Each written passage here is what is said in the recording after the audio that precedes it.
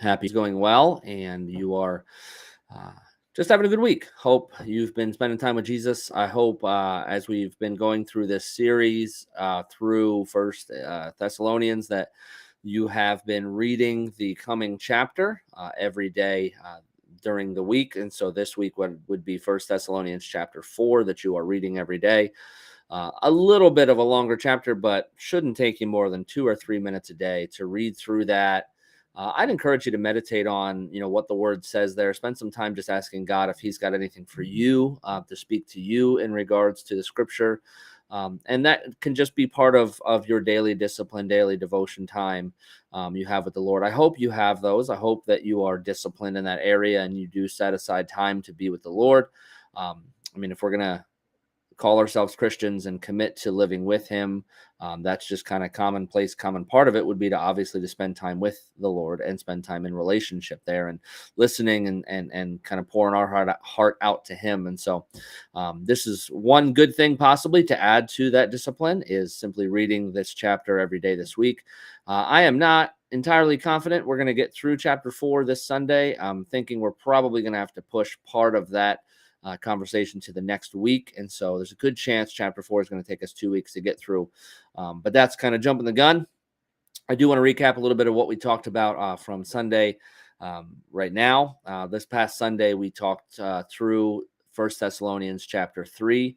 And I think in that chapter, we see Paul commending the Thessalonian church for their faithfulness, for the way they followed Jesus in their own walk, in the ways that, he and his own persecution, we don't know exactly what the specific persecution that Paul was going through at the time was, but we do know he is saying that, it brought new life to him. It encouraged him. It gave him hope in the midst of his own persecution. And I think just some general questions we can pull from when we read this letter that Paul writes to the Thessalonian church is simply, who in our life, when they are doing well, when they're succeeding, when they're walking well with Jesus, who encourages us specifically because we have invested in their spiritual life. We have invested in them, and therefore they bring us joy because I think anytime we have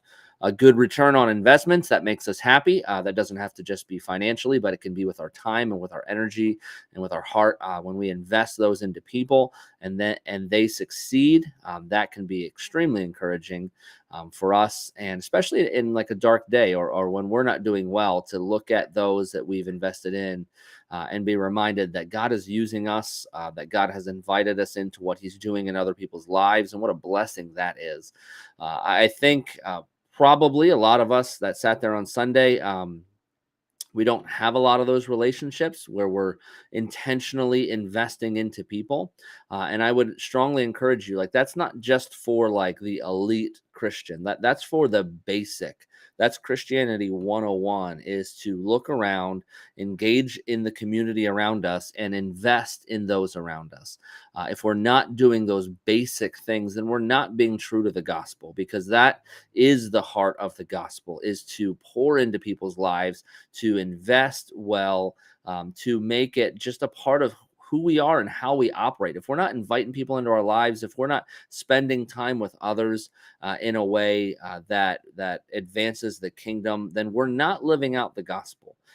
We can get stuck in an individualistic and a selfish Christianity that says it's all about me. It's all about me and my walk with Jesus. It's all about just what I'm doing. As long as I'm reading my Bible, as long as I'm going to church, then I am good. And that's simply not the gospel. And it's not true, because if you're not investing in others, you're not doing good.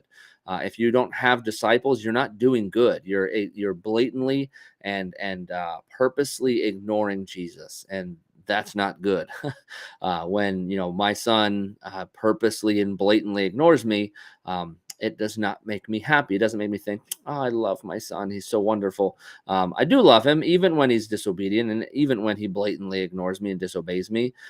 But it's certainly not what I would say my hope for him. I tell him to do things, I instruct him in certain things because I want his best, and so I believe that's true for Jesus. If you are one of those people that you do regularly invest in people and you spend time with them, and that's part of your life, it's a tremendous blessing, and you wouldn't know how to do life any other way.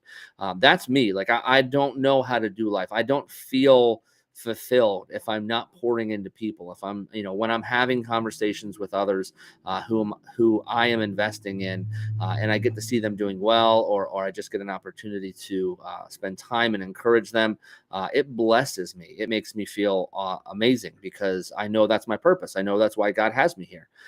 You've heard me say, my pastoral style is more like coaching, and that's very true for me. I like that idea of pouring into people and seeing them succeed.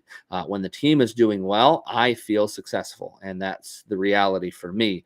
And I think that should be the reality for all of us, that when those we're discipling are doing well, we feel encouraged. And we should also be being discipled as well, so that others are encouraged by our walk. Those who have invested into us, those who have poured into our lives, should be blessed when we're doing well.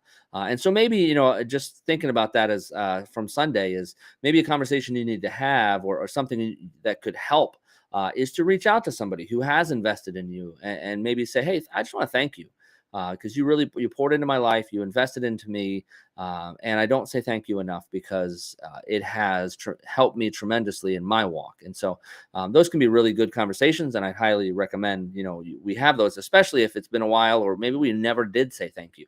And so that could be something that maybe God's calling you to. Just trying to look through our sermon from Sunday. Um, another aspect that we talked about is the persecution that we will endure as believers. And if you're not experiencing persecution, there's a good chance, like we talked about on Sunday, you're not a follower of Jesus. You're more of a fan. You sit in the stands.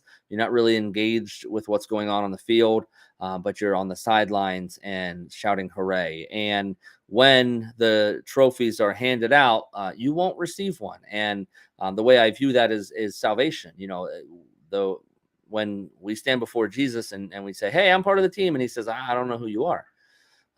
The coach doesn't know the fans in the stands. He's not aware of who they are, but he knows his players. And so if we're not experiencing persecution, if we're not experiencing the enemy coming against us, then it probably means we're not in the game.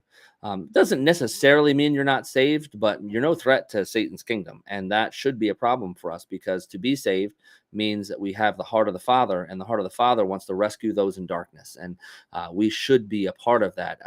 We shouldn't have to feel obligated. We should want, it should come out of us. It should just be an innate desire to see those who are still in darkness rescued and brought into the light. So, I hope we've wrestled over that since Sunday. I know from conversations I have with a lot of you that you do experience persecution on a regular basis. You feel it.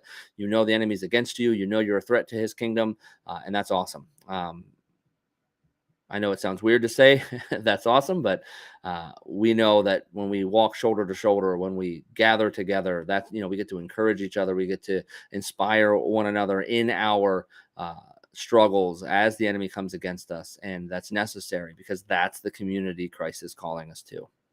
So that's what I have for us this week. Just recapping that a little bit, and don't have anything huge on the calendar up and coming, but I know we do have some things in August. I definitely want to make sure you keep your eye on our digital bulletin for announcements, things that are happening and coming up.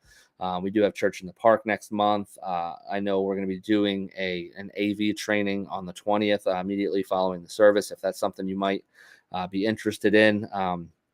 So a handful of different things that are coming up on the calendar. So do pay attention to the calendar. Do see what's going on there. But I think that's all I have for us. Yeah, it's been a great week. Coming to you a little bit early today because I got to run and pick Killian up from VBS up at Treasure Lake. He's been enjoying Treasure Lake Church VBS. And yeah, so I got to, having 3 kids now changes life a little bit. And so I'm trying to help out where I can. It's nice being able to have a flexible schedule. I can work around things like that. But God bless you all. I hope you have a great week, and I really do hope to see you Sunday. I know a lot of our people are at Mahaffey, and if you haven't gotten down there, I encourage you to try to get down to Mahaffey and check out what God's doing down there. Services every night, things going on throughout the day, especially for kids, families, things like that. But just good to walk around the grounds and feel the Spirit moving down at Mahaffey. So I encourage you to do that, and hope to, if you're not at Mahaffey, hope to see you Sunday, 10:30 a.m. God bless you. Have a great week.